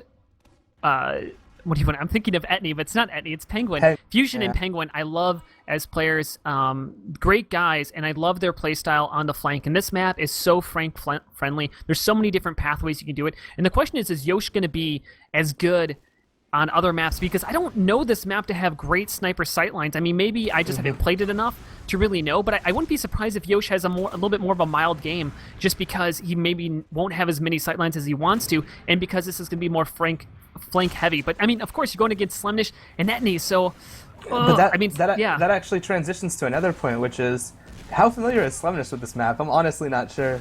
That could actually be a pretty big determining factor, because if you have a map like this, where it looks like there are some chokes, but there are also a lot of props to bounce around on. It seems like a good scout could win a lot of 1v1 matchups, but I don't know how familiar Slemnish is, frankly, and sometimes it takes, in a game mode, where, you know, mini sentries and whatnot can be lurking around any corner, sometimes it takes a scout a couple of run-throughs to actually get really familiar with the map. And so we'll see chat out there, guys, as we're waiting to get readied up here on this final map. Toss it out in chat. Do you think you're going to be the kids winning this game? Or Bote, toss it out in chat. We'll do a little informal poll as we are waiting up here. And for anybody who's just joining us here, we'll catch you up with a storyline that has gone on. This is the lower bracket finals. Whoever loses this game is going to get third place in the UGC Platinum Season 19. Whoever wins this game is going to go back up to the grand finals to be played on Monday. And basically what's going to happen on Monday, it's going to be the best of three versus DK, whoever wins this game. And if the lower bracket winner from tonight wins that match on Monday, they will go on to play another best of three to potentially become the UGC Grand Champions. And so we'll see what they can do. But, I mean, both teams, I mean, there's got to be a lot of nerves right now. And, I mean, obviously, I know you led teams, Mustard. What would you be kind of saying to your team to kind of amp them up and to make sure they got their heads on straight? Because this is a high-pressure situation. This is the final map. There's nothing else. Everything's on the line. Well, Sigafu, many moons ago, I was the winner of a competition known as the Team Fortress.tv One Night Highlander Invitational Cup. Prestigious. Which featured many a similar format in regards to, you know, the one half of payload or the what have you. At least I think it did. Yeah, I think that's what the finals was. And we got utterly demolished on Lakeside, which was known as our worst map at the time. You know, I had to remind my team, you know, it's one map. Maps vary a lot, you know. Put it in the past. We're a better team than they are. They got lucky. They're scrubs. You know, we got this. You know, whatever you can say to your team in the moment, you know, but the best players are the players who can, you know, not get tilted, focus on what's ahead of them. The past is forgotten. And hopefully Kids Next Door can do this because, you know, we just watched PL Upward. Well, Bote looks like the team on the upward trajectory, you know, in this match, in this season, in life. Kids Next Door, they're taking a bit of a downslide. Yeah, and I think the biggest thing is for this map is that the one thing that the kids have always done well is their final holds. They are completely and super goddamn annoying to try to push into last against, especially on bigger lasts. And I would kind of put Vanguard as having a little bit of a bigger last. I'm not exactly sure how it'll play out, but there's so many different points you can hide and hold from, and I think it'll be kind of similar to Process, where Process is a very hard to push into last because you can kind of kite in the upper area, but I suppose, you know, the upper area isn't like have great sight lines onto the final point, but that's the biggest thing I'm really curious is I haven't seen a lot of competitive play ultimately on Vanguard, and so it'll be kind of a question of that. I mean, Bote on the other side, I think their biggest downfall of today is if they do ultimately lose. I'm guessing on this map in particular, it's just going to be because they lost players at the wrong time. That's what happened on Viaduct. They just would bleed one by one players trying to make plays. I think if they don't do that, they'll have a chance here, but and then it's momentum, right? If the biggest thing is if you lose the first map, don't throw. Like, I know it sounds really hard, but it's like a lot of teams, I mean, you can speak to this yourself, but usually when a team, the first round is always the longest, almost always, and then the next round is always shorter, it seems like, and it kind of gets shorter and shorter from there, but it seems like because teams start to throw and they start to get in their own heads rather than just kind of play to their game. Of course, I'm very familiar with the phenomenon of, you know, mid-fights start out relatively close, a team loses a round eventually by having like a poor Uber trade or whatever, and then everyone gets so tilted that they get completely wiped on the next mid. You know, you see things like that happen all the time. As we're taking a bit of time to go live, and I'm enjoying the narrative I've created in my head where both teams are mentoring their less experienced players on this map as we're waiting to go live. I feel like that must be what's happening. We're going to be doing a map overview today. We're going to be talking about CP Vanguard. This abomination of a map was put in by Valve in 2006. No, just like that's what they're going to be. They're doing a little walkthrough. I guess Yosh is going to be sitting inside of a spec right now, so he might be actually maybe being told some sightlines maybe he's not familiar with. I'd have to go actually look up some stats. I'm wondering if Yosh played maybe he didn't play in the week that Vanguard was played. It's not a very common map to be played inside of Highlander, so it definitely could be doing some like last minute cramming in as they're waiting in here. I was told that K&D did ready up. I'm hearing ready up in the background, but both teams are clearly not readied up, else we'd be seeing action here going on. Well, hopefully Yosh can figure out Vanguard, because he truly is a vanguard of his team, and they're gonna need everything that he can give them to win this game. Yeah, we'll see if they can do that as we're continuing to go on here. But I know I'm excited here. I mean, this has been 2 great maps so far. For anybody who's joining us, make sure you're staying tuned, as the maps should get going here pretty shortly. And I mean, I don't know, kind of so far, has the map met your expectations as we are in the 3rd map of a best of 3? Did you see it getting to this point? I thought it was possible, but it's tough to gauge when both maps are so one-sided, relatively speaking. I mean, I guess Candy made upward slightly closer by the end, but like I said, they saw the time in front of them and it sort of motivated them to get so close. You know, that's very common when you start on defense. So I don't know. I feel like I haven't yet figured out whether Candy is truly like close in skill level to Bote, or whether they just really need to work on their upward in particular, you know? So I'm sort of waiting to figure that out, but I think we'll learn a lot from this map. Well, and kind of going back to the first map on Viaduct, where K&D won it 3-0 in a fairly convincing match. I mean, the second round was kind of close, but besides that, it was very one-sided in the terms of the kids. But kind of coming into here, I mean, I think that's a Koth map is going to be played closer to what this is. I think, you know, it's going to be kind of gone down to those fights. It's not so objective based such as Upward is, and I feel like that's where, you know, they kind of struggled, the kids did. And so I don't know. I mean, I feel like we're going to be seeing, I think it's going to be a 3-2 just because I think Bote is going to step up. I think they have good players who are smart, who are good under pressure, but I don't know. We'll see what we can do here. Is the round is going to get started here about 20 seconds from now. So get ready, guys. Toss it out in chat. Get the hype up there, as we're going to get out to our first mid fight shortly. Yeah. Are you sticking with your prediction 4-1 in the favor of the kids? Yeah, I'm gonna go with that. Unless this turns out to be one of those maps where reaching 4 rounds on Highlander in a 30-minute time frame is basically impossible. But the moral of the story is there. I think Kids is gonna rebound. I think I want to believe that if they chose this map ultimately, it was for a reason. We'll see if that reason turns out to be correct. But let's see what happens live on this mid as Candy is moving into the left side. I'm watching Faint as he sort of sneaks behind the other team. He's getting close up to the medic. Yeah, we're getting nothing really happening out of there. Actually, no real frags. I guess Vipa does go down, but just a spy. As Smiles finally does go down, so no sniper here for the Bote side, sitting on the blue, and they're in a little bit of a precarious position. Yeah, Candy is so good at these passive mids where they just sort of choke the life out of you. Their coordination is just good, and they sort of gradually spam things out. Faint snuck behind, and he had a couple nice headshots there. I'll confess that I may have glanced at the stats slightly before that started to see who I should be watching, but yeah, it looks like we're seeing some good continual pressure as the Uber actually gets forced out from both teams, but Bote is down a lot of players, and it looks like the second point's going to go pretty fast in the way of Kids Next Door. Yeah, it was a really strange push. Look at this right now. Actually, Giraffe and Slimish already onto this final point. Carson actually directly above him. I don't think it's been called out right now as the mini sentry is up to defend this, but with the kids, everybody's alive. Rogue does ultimately drop down actually into Yosh's sightline, but somehow is able... Yeah, so he got lucky. Carson goes down here. Only 3 players left alive. A couple are going to come up on respawn, but the kids are just bleeding out Bote. They don't even have a chance here as time 6 onto the point in the first round convincingly goes to K&D. And what happened there? I mean, it just seemed like from the mid-fight, just they could never get their feet underneath of them. Yeah, I gotta say, the gears in my head are turning. I'm wondering if I can convince Kids Next Door to pay me some of their non-existent prize money to be their upward mentor, because they're looking pretty good on every map that doesn't have that, you know, vertical cart. And we'll see. Yeah, we'll see if they can continue to keep up that dominance, as they're kind of doing the same push style. I'm not sure if it's going to work out for them. Nursey actually holding directly behind the wall. Is actually switching it, but Right Justify goes down early in that fight. That's huge pick with 22-second respawn. Yeah, as Bote, you know, Right Justify was, I mean, it was a nice pick, but he was also the only player in his team to even, like, show his face on that mid, so his team didn't make it any easier for him, you know. And I like the way Giraffe sort of played around that little half wall on mid, getting some early pressure. It does seem like K&D is pretty well drilled on this map. It seems like their mid fights are just so much better, and Bote is just getting snowballed out. They don't even want to use their Uber to defend.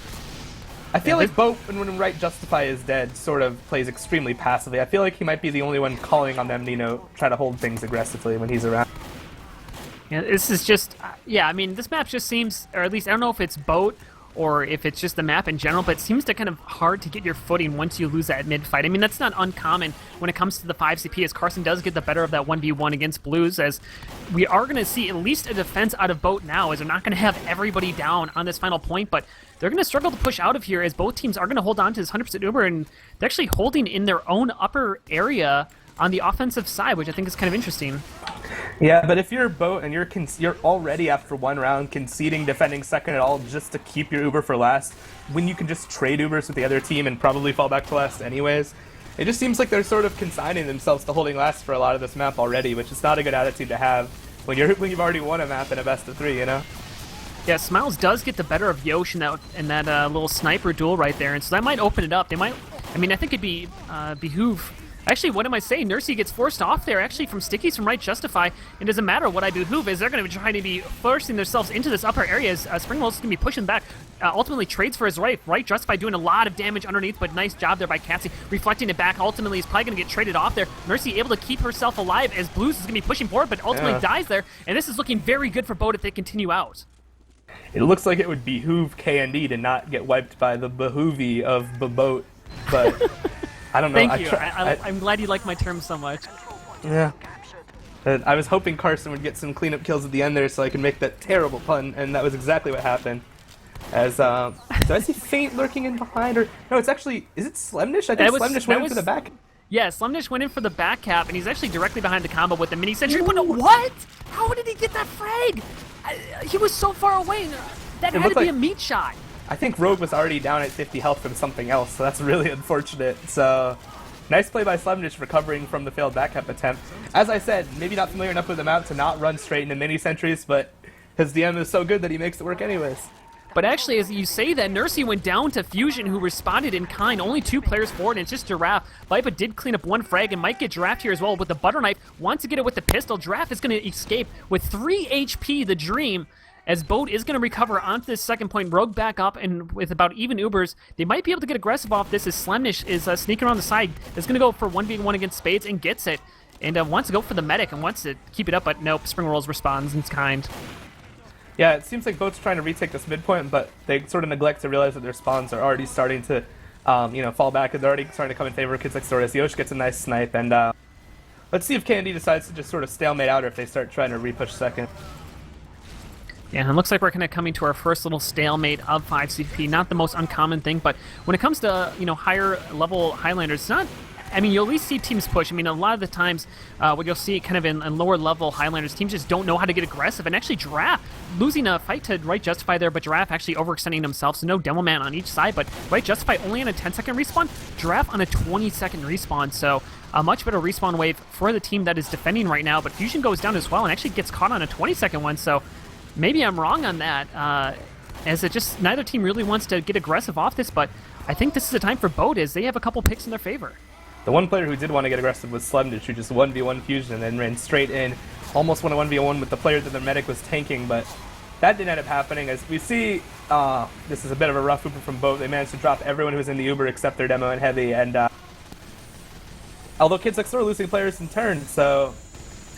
Yeah, it's not the worst in the world. I mean, definitely when you're going for an Uber trade, you don't want to lose any players in that, and I think Spring Rolls maybe thought he was going to get Flash here, but Right Justify coming from behind. They're doing a lot of damage right now as Nursey going down to 14 HP, running for her life, going across the midpoint as so many frags coming down in favor of Bote. Draft gets caught in here as they want to continue to push forward onto this midpoint. Finally, we're seeing the aggression out of Bote. They do lose their engineer right there as Edney's go for the flank play, as actually there's a teleporter up onto this midpoint, which is going to help KND potentially, but with only 4 players left alive, I think they're going to have to resign themselves to give up this midpoint.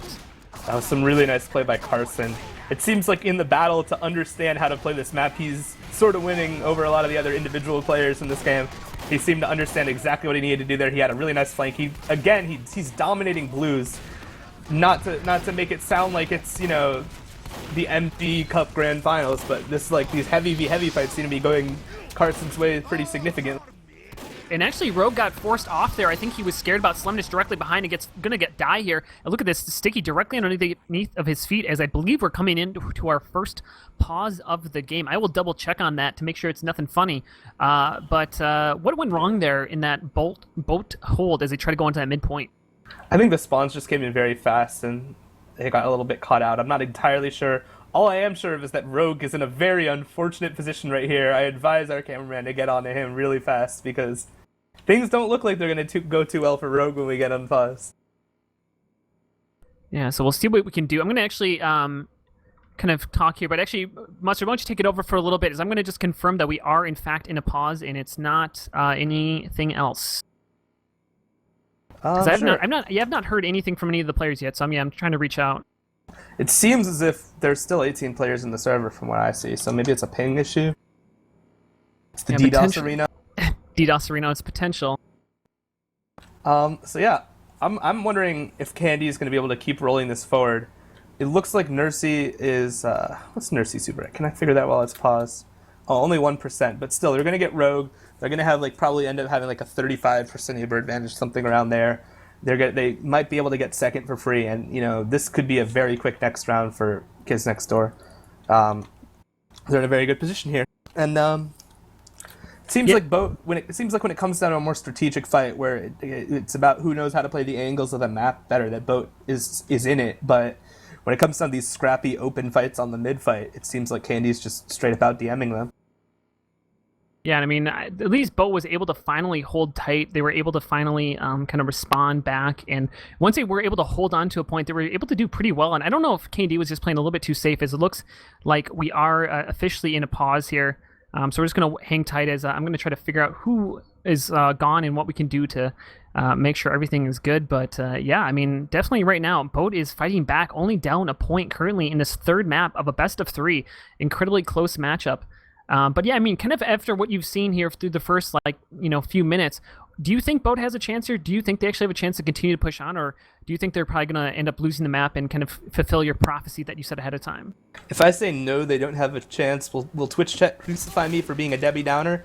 As we are unpaused and Rogue dies instantaneously, and I'm sorry, man. Seems like K&D has just recomposed themselves and showing their class. As they say in the world of football, form is temporary, class is permanent, and yeah, I think that's what we're seeing here. And right now, yeah, ×3 on to that second point as K&D is continuing to push forward. The kids looking so good right now.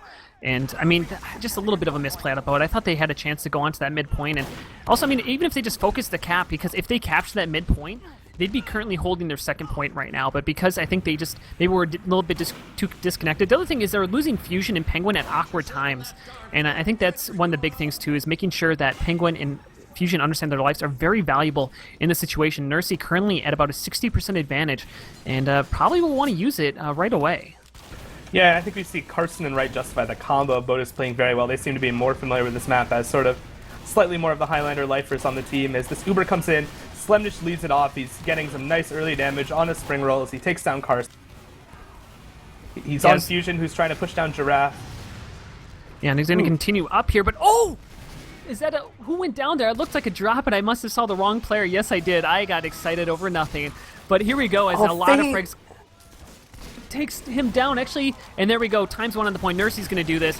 And there you go. 2-0 in the favor of the kids. And they are looking like they want to go to that grand finals. 20 minutes left on the clock. A lot of time left for Bote to, recuperate. But I don't know if they can. I mean, they got to pull themselves out mentally and as well as physically as we're coming into this third mid-fight. When that push got scrappy at the end, Feint came in, sapped the gun, stabbed the engineer, and then headshot down the sniper. So, gotta give props to Feint. My boy Alex playing well, but let's see what can happen on this mid-fight as Right Justify is rolling out in some sort of window. I don't know, please forgive me, this map is very confusing. And looks like some nice early damage actually on the kids this time. Yeah, actually they lost all of their combo classes and only 4 players left alive. I actually like this right side push. Bote has consistently trying to come up the left side of the point, going across their own little deck area, and they've decided to go the complete opposite way, but nice job there out of Fusion as well as Penguin to go huge bombs and go straight at the combo. And finally, this is the first mid-fight won by Bote, and they want to continue to keep this up. Nursey did at least keep herself alive there, so we will have both medics with 100% Uber, but I don't know if Nursey will fight this. They just got the respawns in. They might want to do just that. Oh, the drop! Yosh with the drop, huge drop coming out of Rogue there, and here comes the fight. It's going to be Slimnish leading the charge as well as with Giraffe going across point. Springroll's doing a great job of reflecting them, but it's not going to be enough as they're going to continue to stop this cap time. Only 5 players left alive on Bote. They do have the potential to back cap this, but nobody's in position for that as they want to continue on. The kids looking for blood as they want to go onto this midpoint. I'm no mathematician, but I'm starting to wonder if the pause could have been correlated with that drop or if we're about to come up to it, because it seems like it'd be around now. Now I'm getting curious as to whether it was a factor, because it seems like... did I miss something? Whatever, it doesn't matter. Let's focus on the game. But yeah, it looks like Bote's getting a little tilted. They're bleeding players. Fate actually stabs Rogue again. So this should be an easy push, although Penguin is jumping in behind, trying to distract. He's going for the bat cap? Yeah, this is a really good play out of him. Only Katsy came back to defend. Actually, now here comes back Giraffe. The entire... Oh, he actually got it. He's going to the final point. He's going to try to get it, but 3 players are there to meet him. But that's going to be good because that's going to allow Bote to hold on to this midpoint. And they're actually going to be able to put up a defense and go from there. And if Penguin didn't do that, Bote would be playing out of their own second point. So nice job. And they need all of the wins they can get right now, being down 2-0 to the kids right now. Nursey still has that full Uber advantage, so let's see if Rogue can get out without getting picked yet again to this Uber. He seems like he's fairly far back. Feint does take down our good buddy Spade Slick, as Right Justify gets a kill on Giraffe, but Slimnish is still chasing. He's trying to work his way in behind. I'm following Slimnish right now. Yeah, Rogue... Yeah, this is a little bit of an odd fight. Rogue actually in a very bad spot, but able to surf a rocket onto the middle platform on mid, keep himself alive. Now look at Nursey. Nursey wants to get the drop onto Rogue, but doesn't get it. Gets actually a swipe on there. Ultimately trades her life. Blues is in a nice spot to try to maybe get a 1v1 here. No, he ultimately goes down. Bote comes out the victor with only 2 players left alive here. Ender, the furthest one for his team, should get cleaned up as Bote wants to go into the second point and should get it for free. What went wrong in that push there, Mustard? I'm not entirely sure, to be honest. It looked like it started out okay. Maybe they slightly overextended and then thought they could have still kept on going and didn't realize that when their Uber was out. I mean, I did see that Right Justify picked up Giraffe, who might have gotten a bit too far ahead from Nursey, but I'm not sure how it all went so wrong at the end. Yeah, it kind of seemed like they were pushing up on the flank side, but actually Bote is bleeding players right now, trying to push here. No Giraffe. Oh my god, Vipo was right behind Nursey, almost was able to get that stab on there, but Rogue holding on to his 100%. Actually might get forced off as Edney is pushing straight into him. Yosh wanting to get a cute snipe here as well, but I think Bote, with only 4 players alive, Rogue, what are you doing? You're way so aggressive. Ultimately gets forced off there by Edney. And drops spring rolls. Oh yeah, my goodness. What is that positioning? Oh, wait. Right Justify just got Nursey. How did that happen? What? Was that a trap, or did he just wander back in and hit some nice... I completely missed that. I think I believe he just walked back in. I don't think it was any trap. Oh, but as I say that, Feint with the 2K taking down the medic, and that's going to open the back up for the K&D. These kind of misplays out of each team ultimately is going to come out in the favor of the team who's currently leading the kids with only 2 players left alive for Bote as they are going to walk onto this middle point. And what looks so good for Bote, they are crumbling right now with 16 minutes left in the clock. And Feint definitely came to play today. He has consistently gotten the better of the spy match.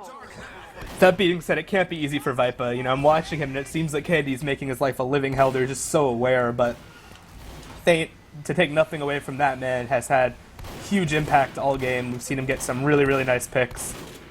He's trying to move his way in behind right now, actually, as Kids Next Door is starting to push. They have about a 30% Uber edge, actually only about 25, as Feint is now posted up going for some headshots, but it looks like it's actually going to be Slimnish getting the bulk of these kills. He takes down Fusion and Vipa.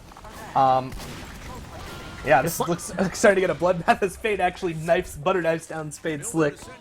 Yeah, and what happened there is you kind of had a disconnected hold coming out of the Bote team. They had their flank classes forward, but look at this Uber charges in the final point. Nobody's in here. The entire enemy combo is directly above the point. Here comes a soldier. Blues is going to come back. Carson is going to finally come Rogue back is on gonna blue get team. this. Yeah, look at Ender. He's on the point. Nobody's contesting. Finally, Penguin's going to come in here, but the time to one puts so much time onto it. Giraffe is the furthest one forward for his team. He wants to do something, but ultimately is going to go down for his life. Katsy should get traded here. Etney's still doing a lot of damage, but just a really weird slapstick comedy push coming out of both teams, and nobody comes out. But look at Slimnish. He wants to make a play. He's hiding right now. Will he be able to get it? I hope that Bote will leave someone here. They have so many players alive, and they see how far the cap is. So, And Nursey went down and all of that. I'm sorry. Sorry. Go ahead. They leave their soldier though, and it looks like Feint. And are they gonna get? They got it. They got it! It was the spy with the butter knife onto Slamner Spades, a half second away, the two-person push in. And what a back cap coming out. It happened with Vipa on the first, or I'm sorry, on Upward, and now K&D respond in kind with that third point, and they are 1 point away from going into the grand finals. I'm sure we'll be able to talk about this sooner rather than later when we see the stats as a whole, but Slemnish, I can tell you right now, is definitely doing work. He is top fragging by a significant margin. We'll talk about that in a bit. As let's see what happens on this mid. It seems fairly tentative for both sides again. Penguin does get an early kill, gets immediately traded off, and it seems like Bote's actually getting the better of it on that left-hand side. Although Feint takes down Spades and Nursey takes down Fusion. Now Right Justify and Rogue are slightly overextended, but it looks like they're going to be okay. Yeah, only 3 players left alive, and almost all of them are in the red, so it's not going to look too good. And I can't even speak his name, but he just got the frag. Etney with a beautiful rocket. He was hiding, he was waiting. Great comms, probably Ender maybe calling it out there, but either way, great play out of the soldier to rebound back up, and what looked to be a good mid-fight out of... Oh, Ender fisting Carson, and it looks like you weren't stumbling on names, you were just psychic, you know? You said Ender instead of Etney, but you were just, you know, you're clairvoyant, and you know, they were all blending together, you know what I mean?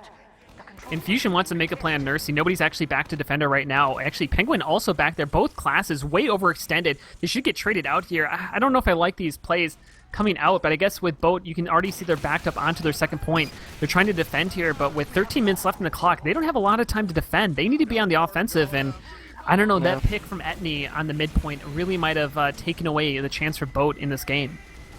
Yeah, and it seems like other than the pushes where Carson and Right Justify have caught up a combo of Kids Next Door and had like a nice Uber, when it comes down to these more scrappy non-Uber fights, Kids Next Door has been consistently winning them with players like Feint and Slemnish going huge, so it's going to be tough to see how this works. I'm sorry, Ender was running on top of people's heads. Almost got a pick there, was going on to Rogue, who got down to 51 HP. Slemnish, again, Slemnish has just been going on flanks all day and just trying to win 1v1s, and he's been doing such a great job at it.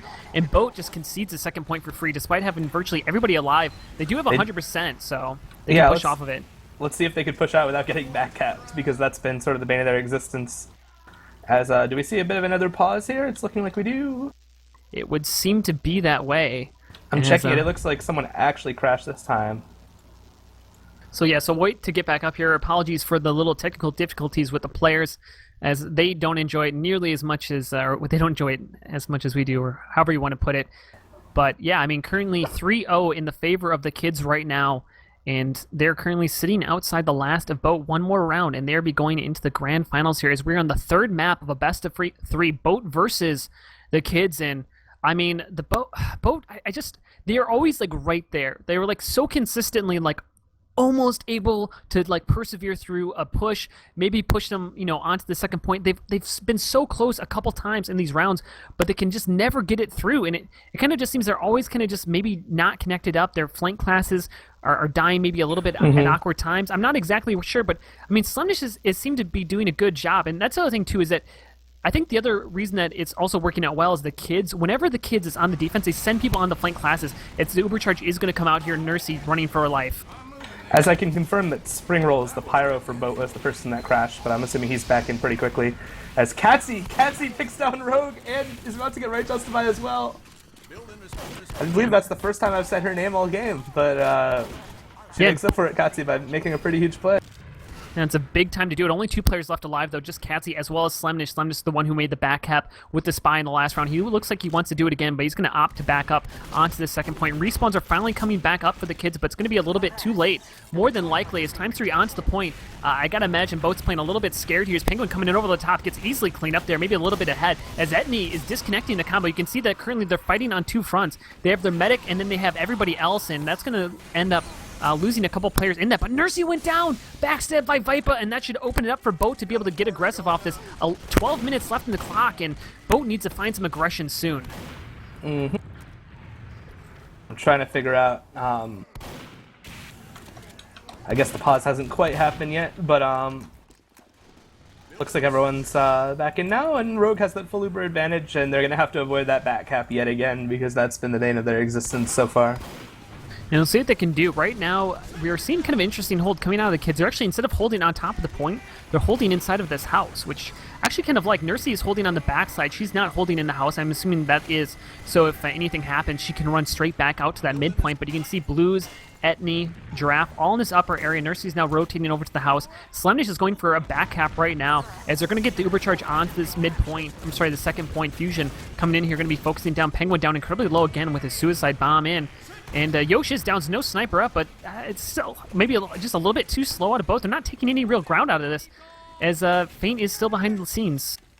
And in the immortal words of former President George W. Bush, fool me once, shame on you. Fool me twice, you won't get fooled again. So, you know, they were very, Bote, that is, very clear that they did not want Slemnish backcapping that time. They sniffed it out, and as you see, Candy back to their midpoint. Although they do have a full Uber advantage to recontend with. Well, and that's just it. Slemnish just caused that entire Uber charge out of Rogue to really beat for nothing. I mean, they really didn't try to take any ground. I think they're, as you said, just were playing a little bit too scared. Here comes Uber charge out onto the final point. This could be it. As Slemnish trying to bring it in, but nobody's actually following up the damage. Blues is going to be pushing in through this upper hand side, as Ender is going to go down as well. So 4 frags currently in the favor of Bote, and they're going to continue on here as they're going to try to get out finally from this last point. But Etney, as well as a couple classes, are holding up here. They actually might get caught out here, and that's exactly what's going to happen. Cassie's going to go down as Nursey's going to have her back against the wall and decides to go on to the final point. Here comes the Devilman. He's going to get traded in, as well as Nursey going down. Etney's still going to up, but he finally gets taken down, and 4 players alive. And Bote finally should get out of their final point. Seems like Candy's been struggling with these pushes on that sort of weird staircase. They get sort of stuck on it, fighting the one person who's jumping around on top of them there, and the entire rest of the Bote team is able to back up to spawn. I wonder if they're going to try to push a different way next time they have a chance to push left. And Etney also dropped Rogue in all of that right before Penguin took down Nursey. So really nice job there, as Rogue just getting back up. About even Ubers, as 9 minutes left in the clock, and this is getting to the point where it might not be feasible to be even able to get to 3 points to put this into a tiebreaker, to go into that zone. So we'll see what they can do. As Bote, I don't know, I feel like they just need to take a chance here and just push. Like, they just need to try to win a fight. Because right now, this kind of passive holding, I mean, you can't do this with 3 points against your favor.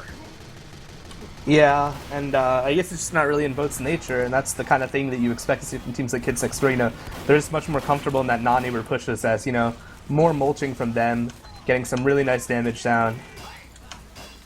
Yeah, I mean, they just lost a couple more players, and yeah, it's not looking good. Although, are they parking the bus? Looks like the kids might be slightly parking the bus, at least some of them. Actually, the Ubers do come out. There we go. Yeah. Rogue is still able to kite on his, but actually, he's got to be careful. He's going to get caught in here. Yeah, they know exactly where Rogue is. Rogue ultimately does get forced off there, but Spade's coming in there with a fist, taking down Giraffe. But this is still not looking good. I mean, they basically, they get a couple respawns back up, but no one's really trying to create space for the team. And when they are, I mean, when you have the flank classes for Bote trying to create space, no one's following up. Nursey down to half HP. Here comes Springwolves, wants to get that frag onto her. She's trying to dance for her life. Can she do it? Oh my god! Cassie with the last second air blast onto her, and she's going to be able to keep herself alive, get back up, and with that 80%, Rogue went down in all of that, and just crazy. Great job, actually, by Ender getting that frag. Yeah, the kid's basically doing, oh, actually, as Penguin comes in and takes down Nursey, that's kind of all for naught. I was going to say, the kids did some sort of wacky 5 or 4-man sack just to get Rogue, losing a lot of players in the process. Would have been worth it if Nursey managed to live, but when Nursey was at about 90% Uber, she got picked off by Penguin, and, you know, no longer seems to be a very productive trade, as our good buddy Spade Slick coming in and doing some serious work, you know, all-star that he is, and looks like we're going to see more ground regained by Bote, but they really have to keep rolling this for them to even have a chance. Actually, and look at this, the respawns are still very, I mean, they're going to come up right now here, but only 4 people are going to be on this second point right now, and so Bote, they need to take ground right now. They can't allow K&D to get set up here. Vipa's going to come in and try to get a sap onto that sentry gun, but the Wrangler is going to be a nuisance. ×5 onto the point. They're going to be able to capture this. Etney is in a very good spot right above Rogue, but I don't think he realized that he's going to jump around, but actually a little bit too late there. As actually, no, he's going to come around the other side, but he gets called out. He gets taken down, as Rogue sitting at about a 50% Uber advantage in a very good spot right now. They need to push, and they need to do it soon, and holding on to this 100%, if they can catch Nursey out, they might be able to even just to take on to his final point, but down a couple players. We'll see what they want to do with this advantage. As Slemnish takes down Spades, and now he's creeping in the back line. He's going on a Smiles. He takes down Smiles as well. Manages to get out to the health pack. He's dancing around, giving them the jukes. Nice play by Slemnish. Yeah, and both Ubers are going to come out here. Right, Justify was able to get a sticky off on a Nursey, but she got it just up in time. But he's going to actually leave Rogue alone. Rogue gets the... Right, Justify just hits the escape button, but I think he forgot that the medic's not on quick fix, and down he goes. The medic Rogue got caught in there. Only 2 players left alive, and Bote just crumbles at the bits, but that's all set up by Slemish with a couple picks in the flank, and then able to get out alive. He also forgot that when you hit escape in TF2, it only brings up your main menu, and while he was trying to navigate that, close it, get the console back down, he got picked off. It's just these damn changes TF2 keeps making. It's just so damn confusing. I want my quick play, and they ended up in the UGC lower bracket finals. They just make it so goddamn confusing, Do you remember that game from a couple of years ago where the team forgot to put a password on Turbine and a random demo night pubber joined and dropped the medic? Still one of my favorite moments to ever happen in Team Fortress 2. Back to the game, it looks like Bote is trying to repush the second point. They're going to have to contend with Nurse's full Uber advantage, though, as it looks like they are getting some ground at first, but they're going to have to be careful this, as Rogue actually goes down to Etney with a beautiful bomb over the top. They're going to lose Giraffe here on the defensive side. ×2 on the point. And I think actually the kids are maybe playing a little bit too cocky. I mean, that was really bad positioning and kind of choices. I mean, ultimately, they did take down Rogue, but everybody else got caught out. This might be it for Bote. They actually might get their first point of the round. I mean, I don't know if it'll be enough, but it'll at least be something to put in their hat. But we'll see what they can do as they want to come into this final point. But Nursey sitting at that 100% and able to defend this, but she got pushed down so incredibly low. Ultimately does get forced off there. So good news for Bote, but bad news is 4 minutes and 49 seconds left on the clock for them. Yeah, Smiles actually takes down Nursey. This is honestly the best chance that Bote's going to have, as Giraffe is struggling right now to try to pick down Rogue by himself, but he fails to do so. Carson takes down Yo. Honestly, if Bote doesn't get around here, they're not going to get one. I think it's as straightforward as that. This is by far the best chance they've had all game. They have to start moving. Yeah, we'll see what they can do. Level 3 Sentry Gun is covering onto that point, so they have to be careful about that. But right now they're peeking, and every time they're peeking, they're just eating so much damage, they back up to get re-healed. Currently, they are down Vipa, so no Spy here to sap the gun, try to do something. And also not controlling this right-hand side. They're just going to try to go on this left-hand side. This, as you said, is the best chance they have right now, but they just can't seem to even take any ground. 4 minutes left in the clock. They need to find something. Here comes the overcharge off onto the final point. It's going to be just right, Justified. Nobody's helping him out. He's completely alone, being denied here by the Pyro. Rogue is going to get caught in. Penguin goes down above. Carson's going to drop down, but not before Rogue already gets taken out. Catsy onto the point, but here goes Carson. He might have had a chance to actually run onto that point, but they end up deciding to back off, and the back cap by Feint creates a distraction, and Bote gets disconnected, and just a terrible Uber by them. Bote waited to get their full Uber rather than just pushing on numbers, but because of that, Nursey was able to get up a full quick fix, which, if I had to choose between pushing in like 9v6 or waiting for the other medic to have a full quick fix when I have full Uber, I would probably pick the form. I don't agree with that decision by Bote. As we see Slemnish just moving in here, doing work. He takes down right just. He's on Rogue. Rogue gets a saw, but I don't think it's going to matter yet. Slemnish takes him down as well. Yeah, and so as the final moments, I mean, this is virtually impossible for Bote. I mean, I'm sure that technically you could capture a round in about a minute. Nursey does get taken out, Smiles with a nice headshot there, but it's probably just it's really for naught, as they're not going to be able to kind of push across this point. I mean, I really wanted to see more out of Bote today. We did see a pretty good showing, but they kind of just struggled ultimately at the end, and I wonder if it was on a more conventional map, maybe like Gully Wash or something like that, if we would have saw a little bit better play out of Bote. I imagine we would have, but as we're kind of looking on here, it looks like the kids are going to be going into the grand finals versus K&D. That's going to be broadcast, guys, back on this channel at 9:30, but Rogue goes down 9:30 on Monday versus DK, as it's looking like. I mean, kind of looking forward to that matchup as this game's kind of winding down. Who are you kind of, do you think the kids are going to have a good chance against K&D when it comes to that best of 3 in the grand finals? In a single best of 3, I would say they have a very good chance. However, it's hard for anyone to win 2 best of 3s in a row, so I'd say DK is still favored just for the sheer fact of how difficult that is. However, K&D showing that the upward thing is still possibly a bit of a fluke. They seem better on other maps, and Bote did well overall, but having a big map pool is a skill, and it seems like K&D is just a more complete team in that regard. They seem better on 5CP and King of the Hill, which that's kind of important, Yeah, I would not be surprised, because it is a pick ban system. If we don't see the first ban coming out of the kids being upward when it comes to this next best of 3 coming into the Monday night. Bote coming in here with 1 minute 40 seconds left on the clock. They want to just get a point, get something on the board, something to just write home about. Come on, guys, I believe in you. Let's get some Bote leave going on in chat here as they're kind of in their swan song. Nursey able to get a saw off there. Rogue sitting on to 100% with 4 players left alive. Actually, here we go. Quick fix coming in here onto the point. It doesn't capture the point anymore, guys. Valve did update that, just so you know.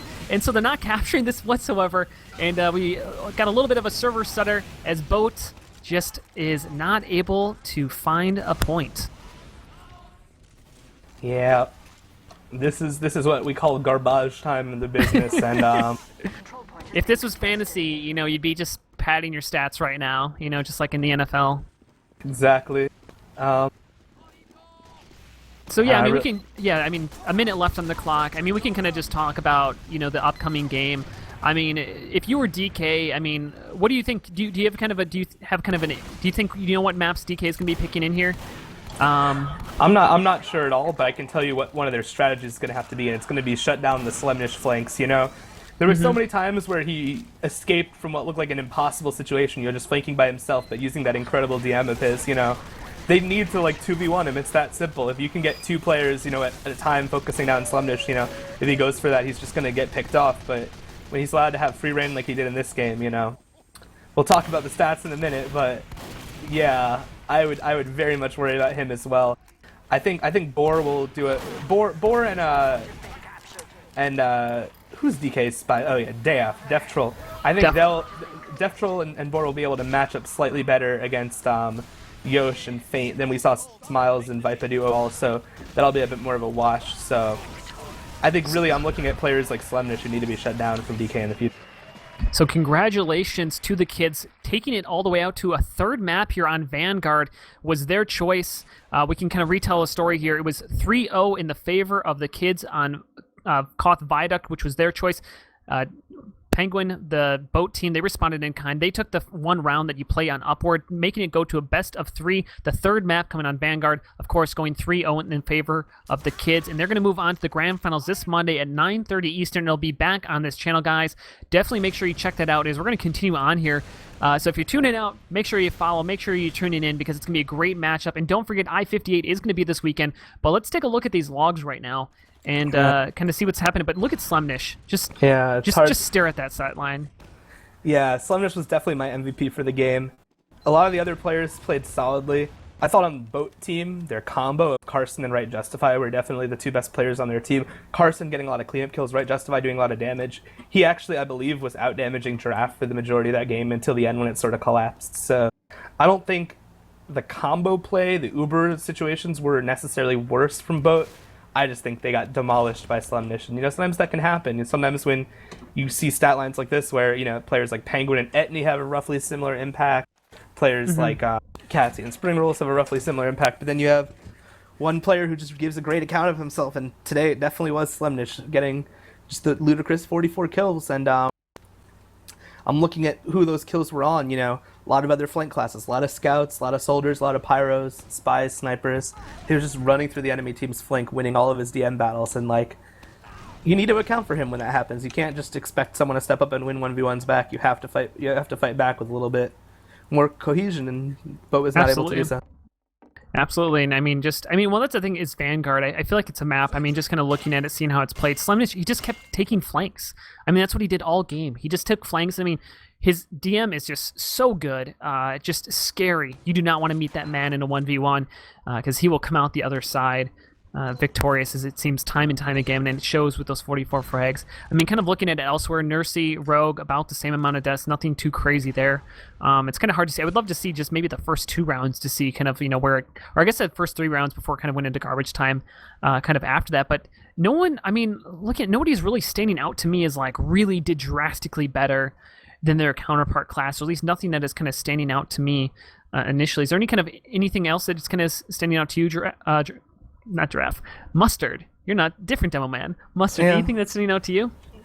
I'm looking at the heal spread, and it seems like Nursey overall had a much more egalitarian spread this time.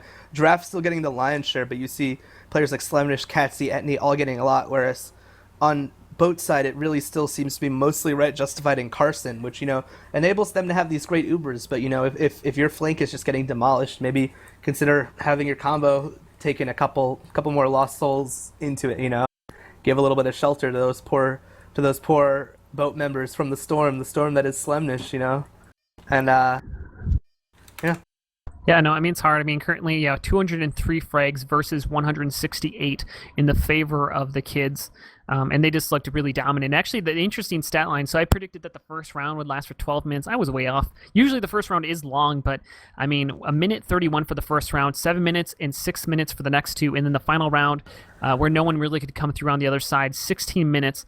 But I think also people kind of gave up towards the end of the round once they realized that it wasn't really possible to do anything with that. But what I also enjoy, yeah, is Slemnish. I mean, he just he killed everybody too. I mean, just look at where he killed. I mean, besides the heavy and the medic, he basically got everybody at least 4 times, in most classes over 6. So I mean, he just did so much work on that Ender. Also, I just want to give him. Ender got a medic pick. I missed it. I missed the call. I'm sorry, Ender. I love you, buddy. As he did a great job there. He also got a lot of frags out there. Yeah, he played very well. He had annoying mini sentries on that high platform on mid, which seems like it'd just be a bitch to deal with, but. Yeah, I have to give overall credit to Kids Next Door for, being this resilient. Like, we sort of take it for granted when we see how much of a stomp this was, but, they lost the map before this, Usually a team doesn't lose the map before this and then come out and win a minute 30-second round and just looks this dominant instantaneously. Right. And, that takes a certain level of veteran experience, and Kids Next Door is showing why, at the very least, they deserve to make it to the grand finals now. We'll see if they can pull it out when that resiliency requires 2 best of 3s. Like I said, that's a tough task for anyone. If both teams come into the finals completely even in skill, I mean, I haven't done the math, but you'd expect there to be like at least a 75% chance for DK to win, even if they play identically well. So Kids Next Door has to like completely dominate the matchup to have a chance. So. Yeah, I mean, the number of times, I mean, at least in my career that I've seen a team win through 2 best of 3s is exceptionally rare. And so the kids will definitely have their work cut out for them. But if they play as well as they did on Viaduct, as well as Vanguard, they'll have it. If they play like they did on Upward, there's no way they're going to even put it out to a Thursday game. So we'll kind of see which team shows up or which kind of game modes. I would not be surprised if the payloads get just instantly discarded off there by the kids to the best of their ability. It'll also be a bit different because DK will get the 2 map picks. So in this game, because the kids came down from the upper bracket, they were able to choose what 2 maps they wanted to choose. So the first and third picks were from the kids, and the middle pick was from Bote. So they're going to go into DK, who's going to have the 2 map picks, and the kids is only going to have 1 map pick. So we'll see if that affects them as well, as they're not going to be able to give themselves a favorable tiebreaker. But they can make it a favorable tiebreaker if they play like they did today here on this final map. I mean, kind of before we kind of shut it off here, any kind of final thoughts on the match today? As we look forward to the grand finals this Monday at 9:30 Eastern? Not really much more to say for today. I'm just looking forward to the game coming up, and I think one map that's going to be super fun to see between DK and Kids Next Door is Viaduct. I think that DK will not shy away from playing it just because the kids are good at it.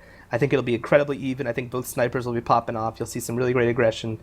I'm hoping Viaduct comes in sometime because that's usually my favorite map to cast, and I mean, maybe just because I'm saying that someone from one of those teams will troll me, but we'll see how it goes. Yeah, I just think the finals are going to be really close, and even if DK has the map advantage and that comes through, or the best of 3 advantage rather, I think the individual maps are going to be very close. So I look forward to it. Yeah, I think it's going to be I mean, even the Upward match, which is a little bit sloppy out of kind of each team, was still an incredibly great matchup. And I mean, just if you just list off the names from both teams, it's going to be definitely a matchup that you guys are going to be wanting to tune into. I want to give a shout out real quick to our HUD maker. I believe it's White Hoofed. I'm going to give it a shout out to him. We didn't give a proper shout out the first time around. And it just, if you guys haven't seen this HUD, it's so gorgeous. It's a beautiful, beautiful HUD. I believe it's going to be used at I-58 as well, guys. That's going to be this weekend. Want to hype up my 6v6 brethrens. Make sure you check that out. But when you're done, make sure you come back here on Monday night, guys. And we'll kind of take it out to shout outs here. We'll start off with you, Mustard. Any shout outs you want to give before we cut it off here? I'm going to say shout out to the DK members who have been memeing in chat all day. Special thanks to Carl, Skeeds, Boar, just holding down the Twitch chat, dropping the memes, keeping it a little bit dank as we cast, and that always makes these matchups even more enjoyable. It'll be good as always, and we'll see if Banny can win himself a Highlander for once. Vox Day, man, take yourself off mute. I just to speak really quickly, I did camera work for Vox and Atwas on a 6v6 gold finals yesterday. It was so tough. I don't think you guys understand how difficult it is to do camera work. I thought it'd be so much easier. Trust me, it's not. It was terrible. It was so hard. I don't ever want to do it again. It was seriously just so much work. And honestly, Vox behind the scenes, me and him worked together hours beforehand, getting stuff, the graphics. I mean, he does such an amazing job. I can speak to it enough. And I want to make sure that you guys in chat are giving him credit because it is so underappreciated how much fucking work he does. So make sure you're tossing a heart out into Vox land here. And Vox, man, any shouts you want to give here before we close it off? Yeah, I mean, I'm blushing a little bit already, and just maybe need to take a sip of water. But I'm gonna just shout out, the usual suspects. I'm gonna give a quick shout out to Bote.